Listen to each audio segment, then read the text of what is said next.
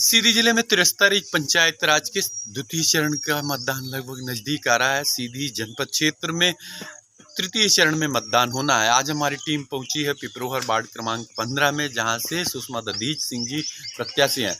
उनके स्टार प्रचारक हैं सरदार सिंह जी। आइए हम उनसे बात करते हैं कि आखिर वो किन किन मुद्दों को लेकर लोगों की, जनता के बीच में जा रहे हैं।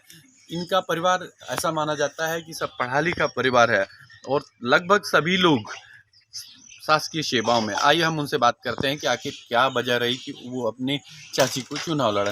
दधीच सिंह जी, आप सरदार सिंह जी, आपके घर में लगभग सभी पढ़े लिखे हैं और मैक्सिमम लोग सर्विस में हैं, लेकिन इसके बावजूद भी आपने अपनी चाची को चुनाव मैदान में उतारा है, क्या बताएं? मेरा मानना ये है कि मेरे क्षेत्र में जो पहले श्री धर्मेंद्र सिंह परिहार जी अध्यक्ष थे, हमारे क्षेत्र से चुनाव जीते थे और भारी मतों से यहाँ चुनाव जीत कर गए थे, लेकिन हमारे क्षेत्र का कोई ऐसा काम नहीं किया जिसके कारण हम लोग आज उनके अस्तित्व को भूलने या ऐसी कुछ बात नहीं है। क्योंकि 8 साल में मेरे गांव में, इस जनपद पंचायत क्षेत्र पिपरोहर के वार्ड क्रमांक 15 से, मेरा गांव भी एक छोटा सा गांव है जहां आज तक आवास के नाम पर सिर्फ एक घर है और बाकी सभी गरीबों को ना कोई आवास मिला है, ना कोई हमारे यहाँ कोई हितग्राही मूलक कार्य हुए हैं जो केंद्र सरकार की योजना और मध्य प्रदेश सरकार की योजना से मिले हैं।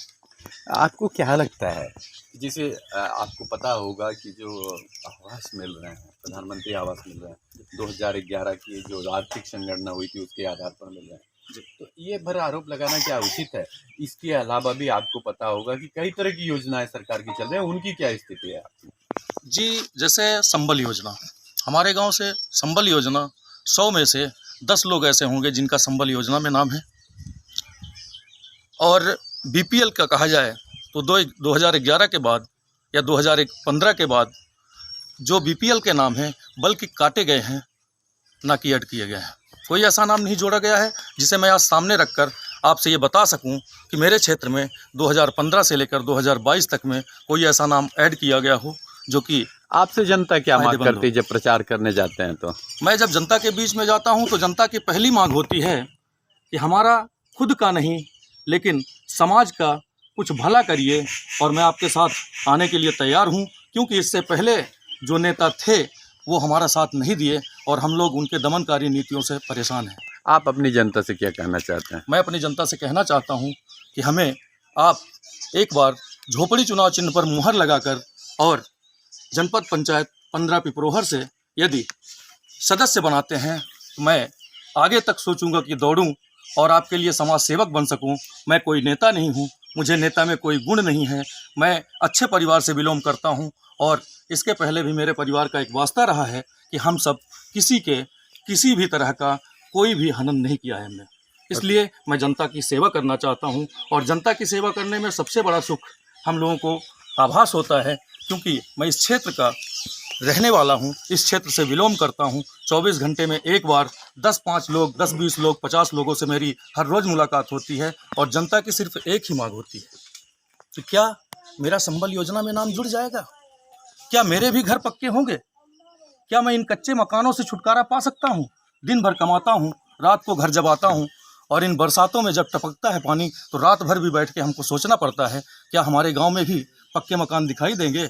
और रास्तों की क्या स्थिति है? जो अप्रोच रोड है, प्रधानमंत्री सड़क है, मुख्यमंत्री ग्राम सड़क योजना, इससे आपके गांव को कितना लाभ मिला? हमारे गांव में ऐसी कोई योजना नहीं आई। मैं ही एक बार इस क्षेत्र में थोड़ी सी प्रयासरत होकर, और मैं वर्तमान में भी यहाँ का उपसरपंच हूँ, और उपसरपंच होकर मैंने इस रोड के लिए सिंचाई विभाग से 2 साल दौड़कर और एसडीओ साहब की मेहरबानी से मैं यहाँ की एनओसी जारी करवाया और नहर को सड़क में तब्दील किया और बगल में नहर खोद कर उनको हमने दिया। मैं फ़ायदे के तौर पर नहीं, इस गांव को रास्ता देने के लिए, क्योंकि समथिंग 700 वोटर, लगभग हमारे यहाँ 700 वोटर हैं जो जिनके परिवार भी हैं और परिवार में बच्चे भी हैं। स्कूल जाने के लिए, काम करने के लिए जाने के लिए यहाँ साइकिल को पैदल चला कर शिवपुरवा तक जाना पड़ता था। आज मैं कुछ कर पाया हूँ, लोगों के बीच में एक छोटी सी सड़क का निर्माण किया हूँ, लेकिन उसके बाद उसमें ना तो कोई WBM किया गया, ना तो कोई अच्छा काम किया चलो, गया। ठीक मैंने घर से ही कुछ मदद लोगों की लेकर और इसका मुर्गीकरण अपने आप करवाया।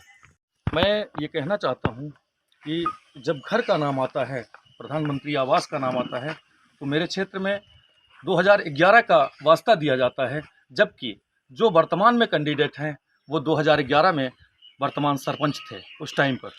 और आज उसी कैंडिडेट के, जो हमारे कैंडिडेट हैं, उन्हीं के जो विपक्ष में कैंडिडेट हैं, उन्हीं के परिवार की या उन्हीं की सगी भाभी कहिए, ठीक है ना, बड़े भाई की वाइफ हैं, वो आज जनपद के लिए लड़ी हैं। इसके पहले वो सरपंच खुद ही थे, संतोष सिंह जी, और खुद इस क्षेत्र में कुछ नहीं कर पाए, ना लोगों को अपने तक पहुंचा पाए। सिर्फ गिने चुने 2-4 लोगों को आवास दिए हैं, जो कि 2011 के सर्वे में ऐसे कोई गरीब नहीं है जिनके पास आवास हो। बात हो रही थी सुषमा दधीच सिंह जी, स्टार प्रचारक सरदार सिंह जी से। उनका कहना है कि उनके क्षेत्र में भारत सरकार और मध्य प्रदेश सरकार की जो अंत्योदय की जितनी योजनाएं हैं उनका लाभ नहीं मिल पाया, और नहीं लाभ मिल पाया है अप्रोच रोड जैसी सुविधाओं का भी। इनका कहना है कि ना तो यहाँ मुख्यमंत्री सड़क बनी है और ना ही प्रधानमंत्री सड़क। क्या वजह है जिला मुख्यालय की से जुड़े होने के बावजूद भी इस गांव को अभी तक ये सुविधाएं नहीं मिल पाई हैं? क्या आने वाले समय में इस गांव में ये सुविधाएं मुहैया हो पाएंगी? यह तो आने वाला